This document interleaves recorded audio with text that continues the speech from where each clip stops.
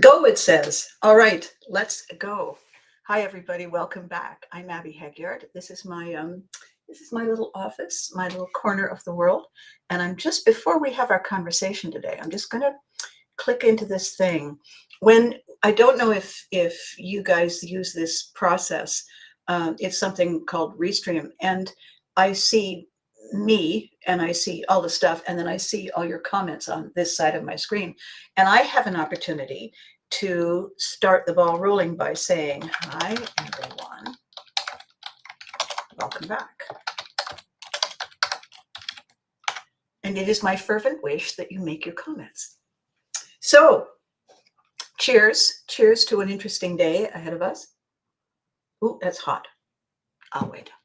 So, today, where I am, I live, I'm the upstairs neighbor to all of you down in the fine and fabulous United States of America.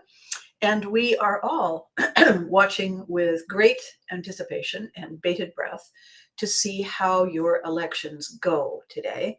We wish you all the very best outcomes, the very best for the greatest good and the longest term best outcomes. That's what my hope is. And the reason that I decided to talk today about keeping our eye on the prize and how do we do that is partly because of what is going on in the U.S. Jeremy Wright. Well, good morning. Good morning to you, my fine friend. How are you?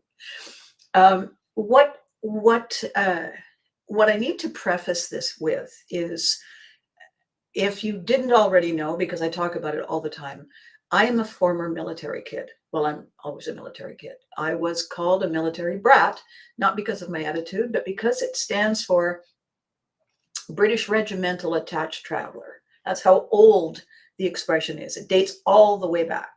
And what it means is that as a minor, as somebody under the age of 18, you travel, you travel under the paperwork, under the authority that is given to the parent who is in service to the military, to the country.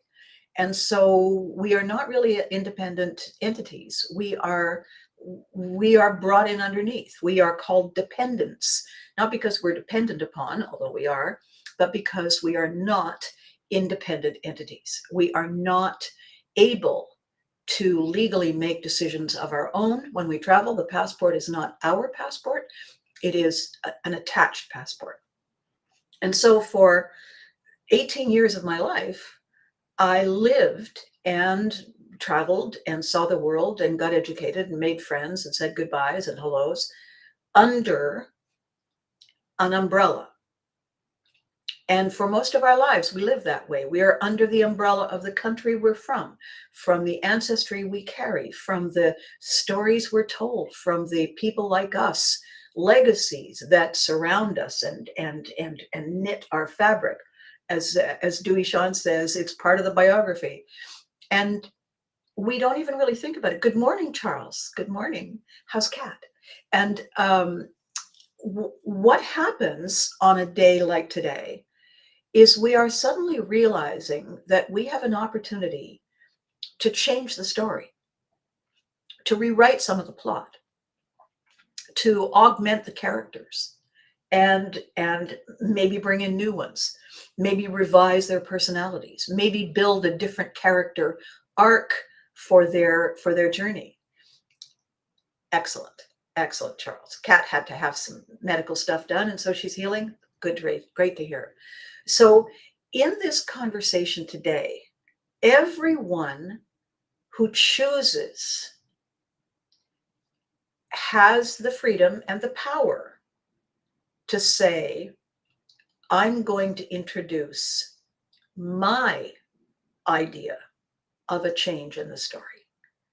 I'm going to add my 2 cents to the rewrite. And the thing is that people don't realize that we all have that ability. We can at any time say, it's not helping me to carry with me this endless, sad, tie caught in my zipper story of what it was like when I was young, or what it was like when this happened or that happened. It no longer serves us In fact, it gets in the way. It holds us back. It's invisible baggage. And if our hands are full of baggage, then we can't take on and hold up and race in the relay in a new direction. This is the time we get to say, I don't think I'm going to order the mashed potatoes today. I think I'm going to order something else. I know we all do. I have a terrible time when I go into a restaurant I really like, because I'm going there because I love a particular one or two items on the menu. And I have to force myself to look at the other part of the menu because I really, really, really, right? That's what we all go through.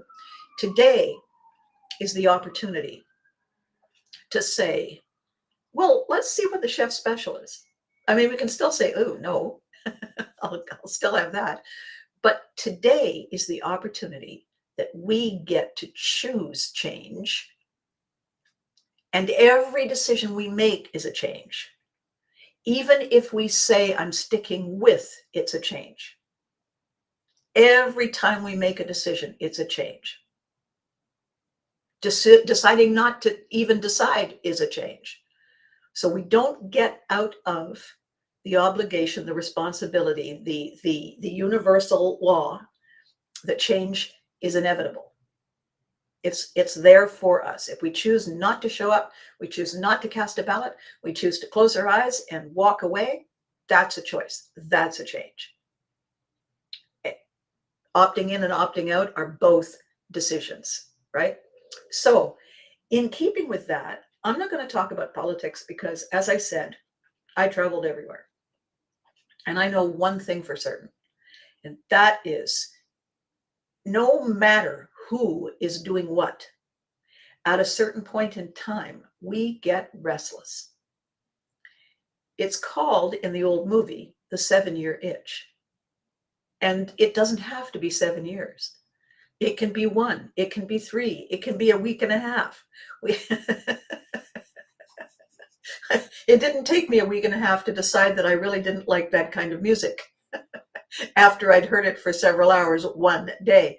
And I said, okay, I think I've had my life's quota for that. We can put on a new playlist, thank you. And so where we, Abby Haggard, you support women. Well,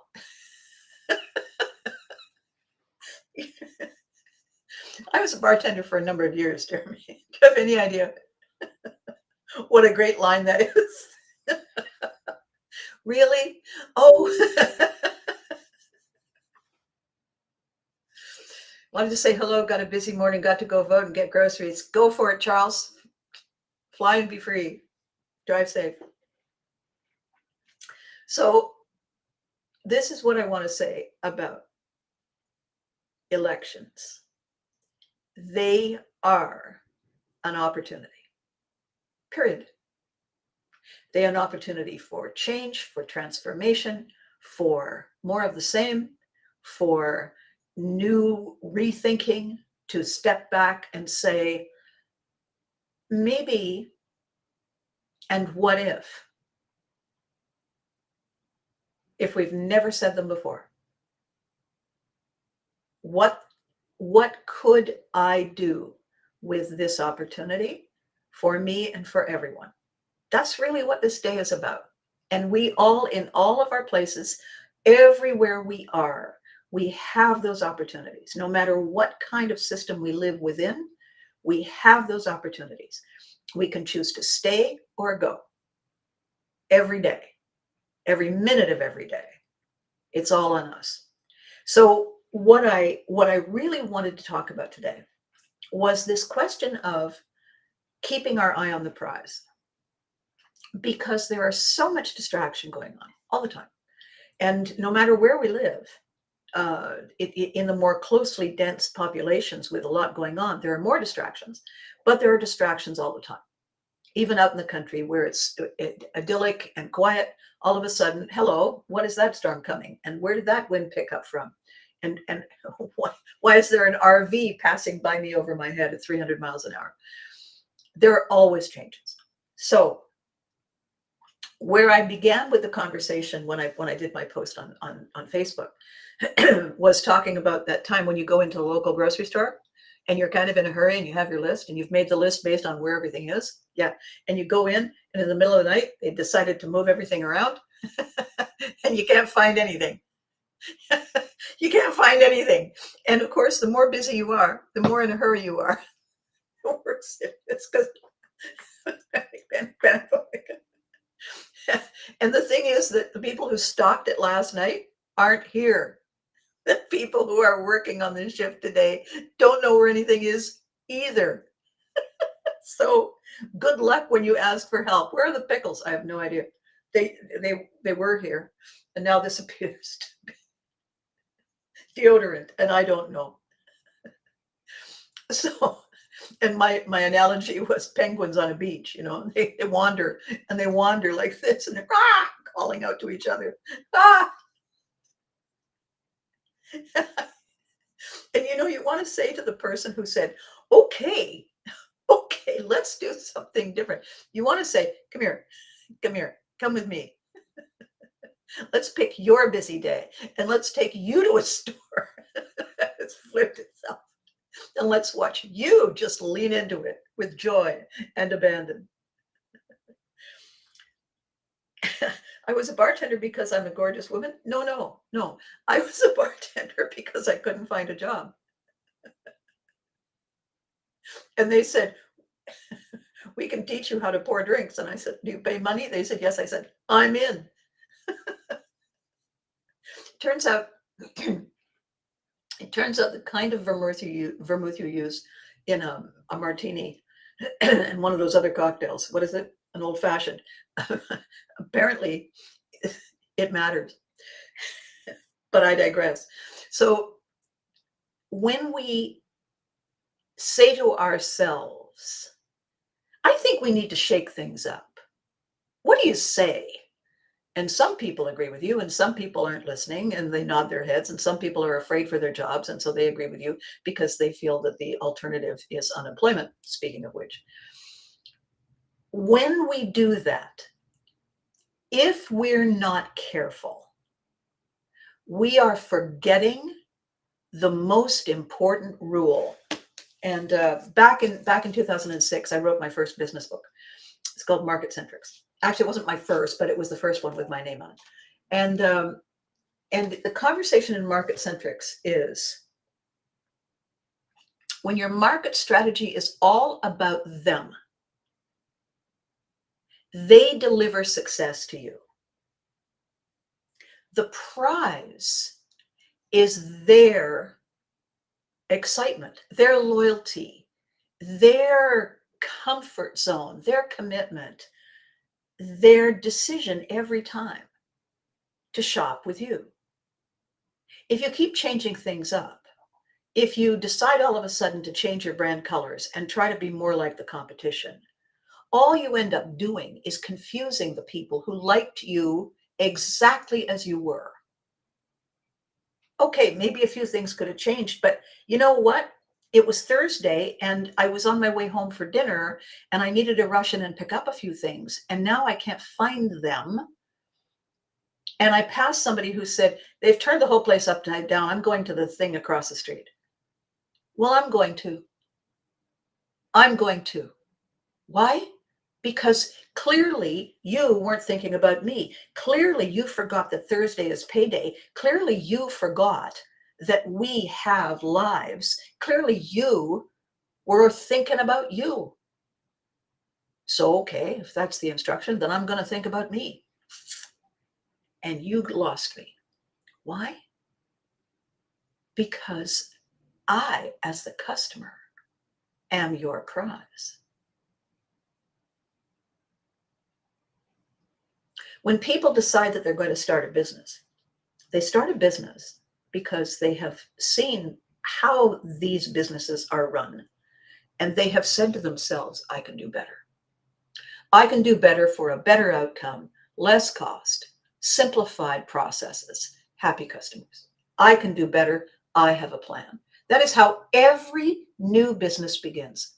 The entrepreneur is the rebel who says, I don't think so.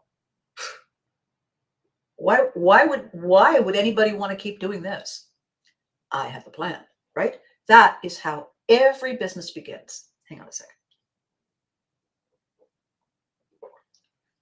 How things change is when that idea person, that person with their finger on the pulse of the public dissatisfaction with ineptitude, with incompetence, with disregard, with greed, with clumsiness, with cruelty, has said, that's not good enough. When they're in the business for a while, they have a lot of internal things to think about. And I don't mean internal, I mean within the structure that they've built. And the bigger they get and the more complex it gets, the more things they have to pay attention to that are within and not about the people who keep us alive. The most important person in a show is not the star. The most important person in the show is not the director. It's not the investor. The most important person in the show is the audience. Because without the audience, you got nothing. You got a rehearsal in an empty theater, and it's costing you money and nothing's coming in. The most important person is the prize. And it's not you. And it's not all the self-oriented things you can see waving at you. So when people get into power, when relatives come for a visit, when we say, hey, let's all go camping together, when we say, you have fame, you have fame, oh, you have fame, you have fame.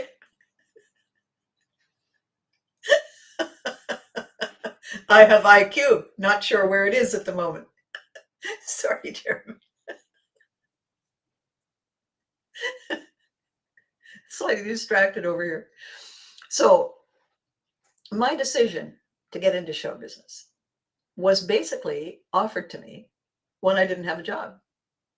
And I said, do you pay money? And they said, yes. And I said, is it legal? And they said, yes. And I said, am I going to regret this in the morning? And they said, that's going to be your call. That was really it. It has sort of been the trajectory of my life. Do you pay money? Is it legal? Am I going to regret this in the morning? So what we are facing as we look over there at the United States of America, the United States of America, indivisible, so it says, is a decision that every one of their 300 and something odd million people get to make today. And that is, what is the prize? What is not this prize? What is this prize?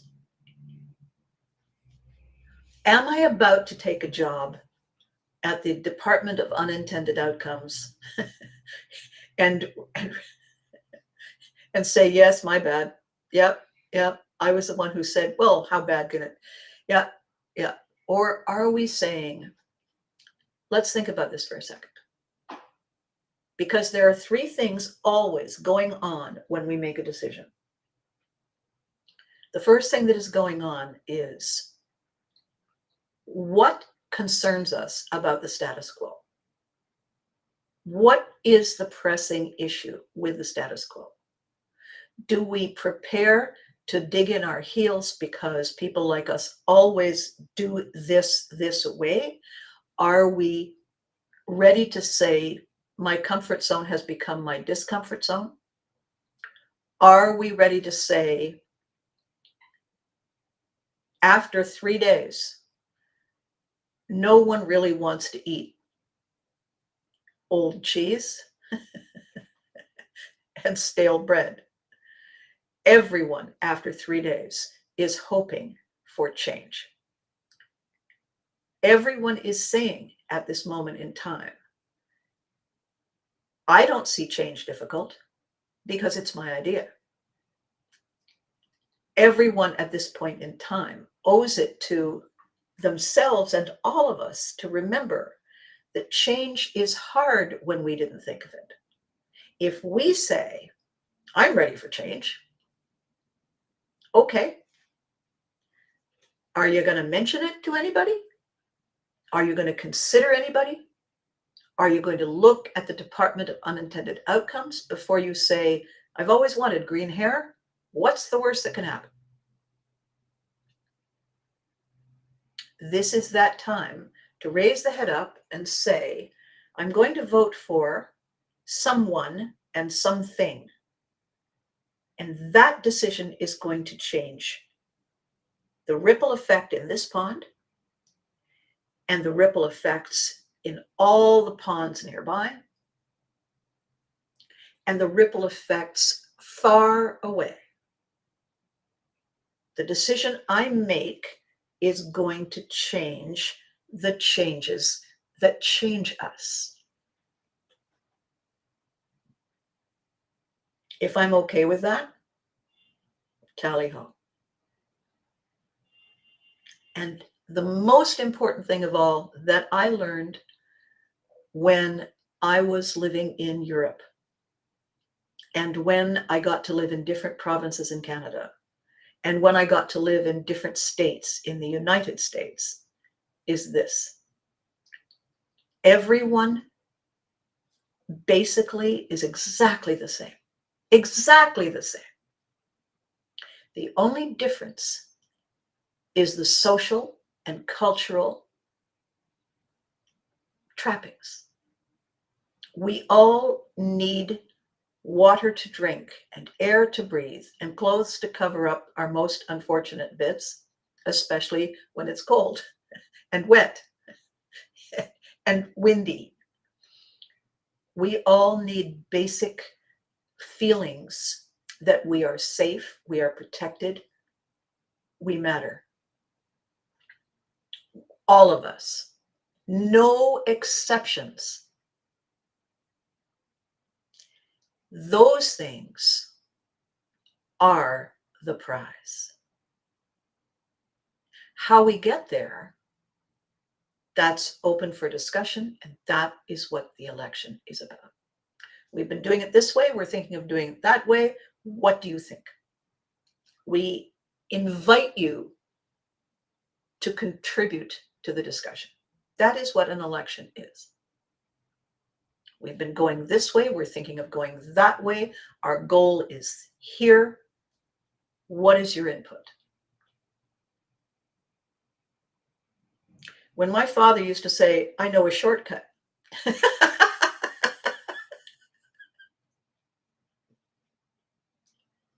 No, he didn't. We got to see a whole other different way of getting where we were going. And I, who knew you could actually go this way? Let's not do it again. Okay.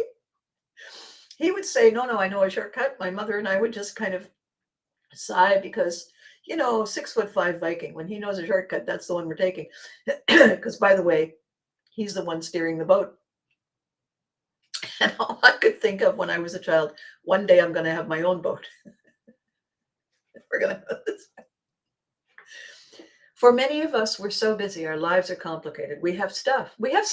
And then we take more stuff on because we say, well, I'm multitasking. I can do this. I'll just do those two more things. We don't have a single free minute to breathe. This last weekend, my creative, challenging, clever, funny, wonderful Florida partner, Dewey Sean, had 9 seconds to do nothing in over a 3-day period. And he basically just stood there and said, wow, my knees hurt. And those are my feet that are throbbing. Okay, then. And he carried on. Because why? Because he said yes to too many things. Were all of the yeses fabulous? Yes, they were. Did he need maybe just a few more seconds? Yep. Did he have them? No. However, he goes by the philosophy I go, which is, you know what? Later on, I'll sit down. And so Where we are today is people are making a decision, and it is their right to do so. It is their right to say, I want this. Every single one. And all I want to introduce, to include, that may sound like a bias is this. Our freedom and our power to make those decisions is priceless. That's all I'm going to say. We get to choose unless we give that power away. It's always up to us to keep it or give it away. No one can take it from us. No one can make us happy, make us afraid, make us brave, make us tired, make us sad, make us joyful. No one. We have that exclusive power. We get to choose how we adapt, how we use what is given to us to find our best way. We get to choose whether we smile in the morning. We get to choose if we say, I'm just going to need a minute face down on the linoleum because it's cool and I need a minute, right? We get to choose to do that. We get to choose to give that freedom away. And then we get to choose to live with the outcome. So what I want to say about how we keep our eye on the prize is this. Remember why we came. I don't mean, what is my purpose here?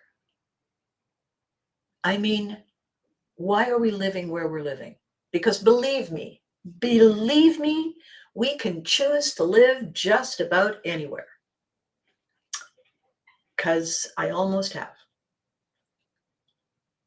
And when people say, oh, we can't leave because, yeah, you can. Yeah, you can. If you don't like it, if a storm came and the reason you moved there in the first place is gone with the wind, literally, is washed away, literally, you know what? You don't have to stay just because people like us have always lived here. You get to migrate. You know, the herds on the Serengeti, they go here for the winter and here for the summer, and they stop at the watering hole and hope that the lions aren't there and the tigers aren't there and all the other scary critters aren't there when they decide to stop for a drink and maybe just sit down for a second. Why did you come? What was the plan? Do you remember why you said yes or no the last time? Do you remember what triggered your hunger, your curiosity, your resistance, your exhaustion? Can you look at that now and say, did I fix the problem? Shall I stay another day, another week, another year? Shall we keep on keeping on? Or shall we choose a new direction, a new course? Every time you get to vote, it's different people who are there, including the people who were there before, because they have changed. We all have changed. What the promise was is not the promise now. You know, I talk to people a lot about the irony that the most complicated and lasting and sometimes costly and sometimes magical relationship we create is the partnership that we make officially. And how bizarre it is, given all the stresses and strains and ups and downs and backs and forths and changes in a marriage, the marriage license never has to be renewed. We are never required to, under law, I mean, the license itself is a legal document. We are never required to take a test to make sure we still know how to park and how far away we should maybe keep the vehicle in a storm. We never think about that. We make a vow and we make it for life. And then most of us forget to sit down on a regular basis and make sure we're still facing the same way and make sure we still have the same goals we had before. And if we don't have those things, how we can rewrite the reasons we came together on purpose, how we can update our passions, our decisions when we're 20, when we're in our teens, when we're 30, 40, 50, 60, older.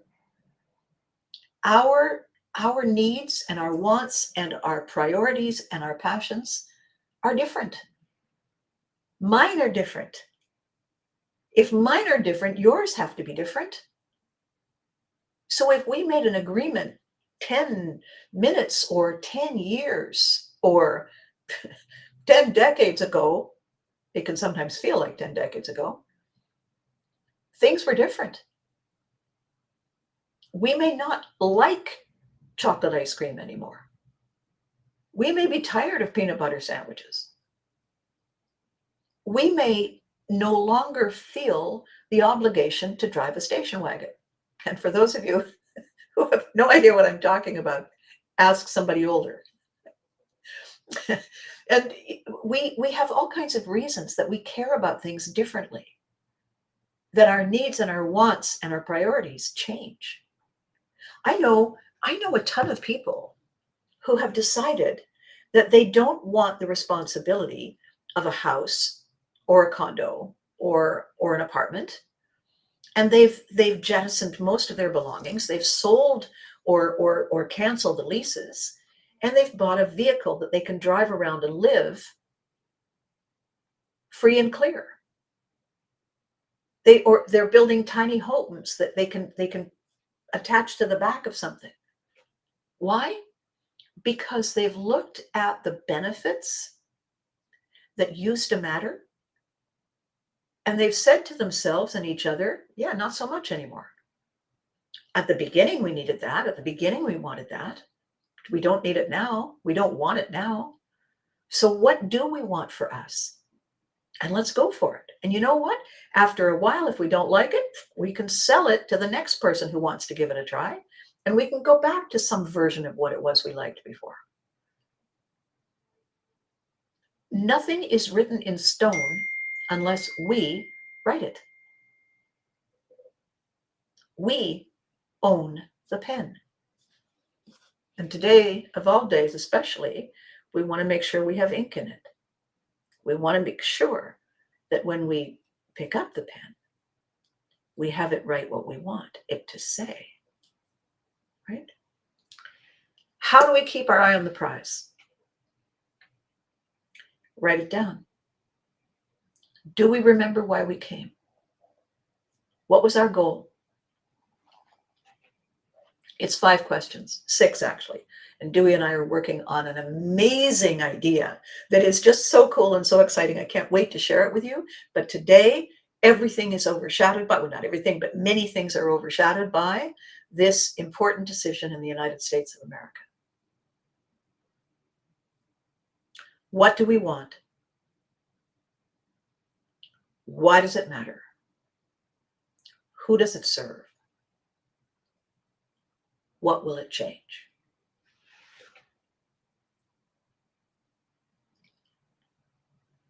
Why do we care? What do we want? Why does it matter? Who will it serve? What will it change? Why do we care? I'm going to say it again, right? Write it down. because this is bigger than the election. I know right now, for many people in the US, not possible, and yet it is, because we here on Facebook and YouTube and LinkedIn, we are everywhere. So the 5 questions you just want to have, maybe have it printed on a to-do list thing, that you make, and print out a whole bunch of copies and start a fresh page every day. What do we want? Why does it matter? Who does it serve?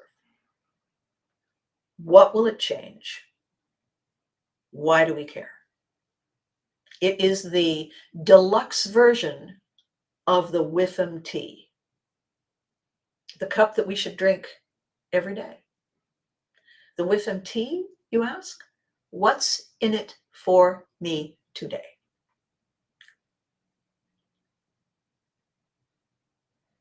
What does it do? Why does it matter? Who will it serve? What will it change? Why do we care? Think about those in 3 steps. Immediately touching me, in my community, in the big picture. Cause, effect, cause, effect, cause, effect. That's the decision today when we go to the polls. What do we want? Why does it matter? Who does it serve? What will it change? Why do we care? Simple, right? So important. So important.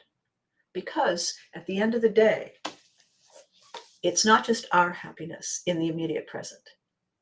It's not just spike the ball, I won the race. That's the infinitesimally smallest thing that's going to go on today. The biggest picture is change is only hard when we didn't think of it. Change is really hard when it's thrust upon us. When you're going to restock your shelves, remember to ask, why? Why it seems like a good idea.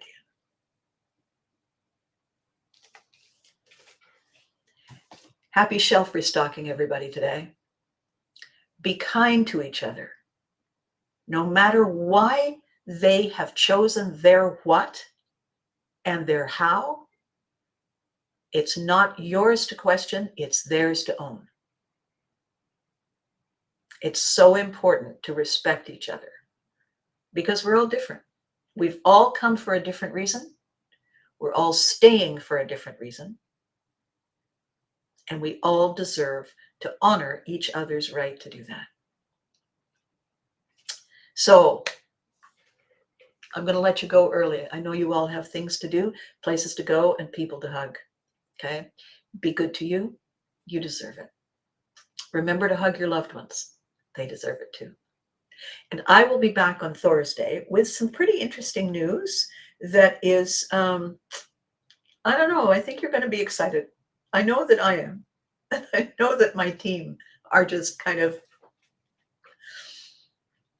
So today we're just staying quiet and letting all of this stuff happen, unfold as it must. And we are rooting for every single one of you to feel good about your decisions and empower yourselves to make them. And I will catch you next time. Thank you so much for watching.